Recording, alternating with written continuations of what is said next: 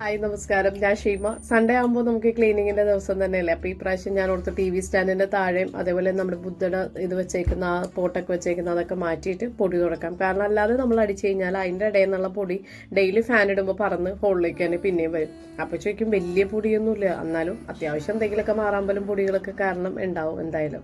അപ്പോൾ TV സ്റ്റാൻഡൊക്കെ തുടക്കുമ്പോൾ എപ്പോഴും ചെയ്യാന്ന് വെച്ചാൽ അത് മൊത്തമായിട്ട് വലിച്ചിങ്ങനെ നീക്കിയിട്ട് നമ്മൾ അടിക്കുകയും ചെയ്യും, അപ്പം തന്നെ തുടക്കുകയും ചെയ്യും. അപ്പം എന്നിട്ട് പിന്നെ ബാക്കിലേക്ക് ഇറക്കി വെക്കും. TV സ്റ്റാൻഡ് തുടച്ചിട്ട് ഇറക്കി വെക്കും കേട്ടോ.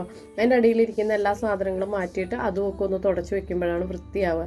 അല്ലാതെ ആ പൊടി തന്നെ അങ്ങനെ വെച്ചിട്ട് നമ്മൾ താഴെ തുടക്കുമ്പോൾ പിന്നീടും ആ പൊടി താഴെ വീണ് പിന്നെയും പൊടി ഇങ്ങനെ ആയിക്കൊണ്ടിരിക്കും. ഇപ്പം ചിലപ്പോൾ നമ്മുടെ മുടികളോ എന്തെങ്കിലുമൊക്കെ താഴെ വീഴുമ്പോഴത്തേക്ക് അതുമ്പോൾ ഇങ്ങനെ പൊടി പിടിച്ച് കട്ട പിടിച്ചിരിക്കും കേട്ടോ. അപ്പോൾ ഇങ്ങനെയാണ് ഞാൻ ചെയ്യുന്നത്. അപ്പം ഇതേപോലെ കുറേ ബോട്ടിൽസൊക്കെ ഉണ്ട്. ബോട്ടിൽ ആർട്ടൊക്കെ ചെയ്യുന്ന സമയത്ത് കുറേ ചെയ്ത് വെച്ചതാട്ടോ. അതിനകത്ത് ഇങ്ങനെ മണി പ്ലാന്റ് ഒക്കെ ഇട്ട് വെച്ച് ചില നേരം അങ്ങാട് ഇങ്ങോട്ടൊക്കെ മാറ്റി വെക്കും. അപ്പോൾ ഒരു പ്രത്യേക ഭംഗിയല്ലേ. എവിടെയെങ്കിലൊക്കെ പോകുമ്പോൾ മേടിക്കുന്നതാണ് ഓരോ സാധനങ്ങളും. അങ്ങനെ അതൊക്കെ സൂക്ഷിച്ച് വെച്ചിട്ട് നമ്മളിങ്ങനെ ഇതേപോലെ ഡെക്കറേറ്റ് ചെയ്തൊക്കെ വെക്കും.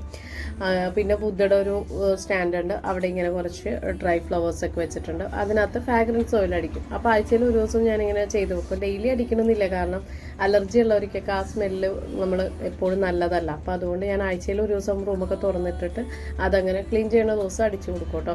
ആ മിറർ പോട്ടൊക്കെ ഞാൻ മുന്നേ ഉണ്ടാക്കിയത്, ഒരു 5-6 വർഷത്തിന് മുന്നേ ഉണ്ടാക്കി വെച്ചതാട്ടോ. പിന്നെ ഇവിടെ ഒരു സൈഡിലൊരു പ്ലാന്റ് വെച്ചിട്ടുണ്ട്. ഇത് സിംസൺ എനിക്ക് ഈ പ്രാവശ്യം വാങ്ങി തന്നതാണ്. അപ്പോൾ അതൊക്കെ സെറ്റ് ചെയ്ത് വെച്ച് ഇങ്ങനെയൊക്കെ വെച്ച് ചെയ്യുമ്പോൾ ഒരു പ്രത്യേക ഭംഗിയാണ് കേട്ടോ. പിന്നെ അടുത്ത ആഴ്ച ആകുമ്പോൾ അത് മാറ്റാൻ മറക്കാൻ പറ്റില്ല, അല്ലെങ്കിൽ അത് ചീത്തയായി പോകും. കുറച്ച് വെയിലൊക്കെ കൊണ്ടാലേ ആ കളർ ഇങ്ങനെ എടുത്തു വരുള്ളൂ. അപ്പോൾ ഇത്രയാണ് ഇന്നത്തെ എൻ്റെ ക്ലീനിങ്. പിന്നെ അത് കഴിഞ്ഞപ്പോഴത്തേക്കും നമുക്ക് ചീപ്പൊക്കെ ക്ലീൻ ആക്കാനുണ്ടായി. നമ്മുടെ പ്രശ്നം എന്ന് വെച്ചാൽ മഴ കൂടിക്കഴിഞ്ഞാൽ നമുക്ക് താരൻ എന്തായാലും വരും, കാരണം മുടിയൊക്കെ എപ്പോഴും ഹെൽമെറ്റ് വെച്ച് നനഞ്ഞും ഒക്കെ പ്രശ്നങ്ങൾ. അപ്പോൾ ഏറ്റവും ആദ്യം നമ്മൾ ചീപ്പൊക്കെ ഒന്ന് ക്ലീൻ ആക്കി വെക്കുക എന്നുള്ളതാട്ടോ.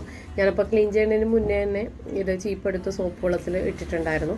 അപ്പോൾ അതൊക്കെ ഒന്ന് കഴുകി എടുക്കുക എന്നുള്ളതാണ് ആദ്യം ചെയ്യേണ്ടത്. പിന്നെ അത് കഴിഞ്ഞപ്പോഴത്തേക്കും കുളിച്ചൊക്കെ വന്നു കഴിഞ്ഞപ്പോഴത്തേക്കും എനിക്ക് കട്ടിങ് ഉണ്ടായിരുന്നു കടയിലേക്കുള്ളത്.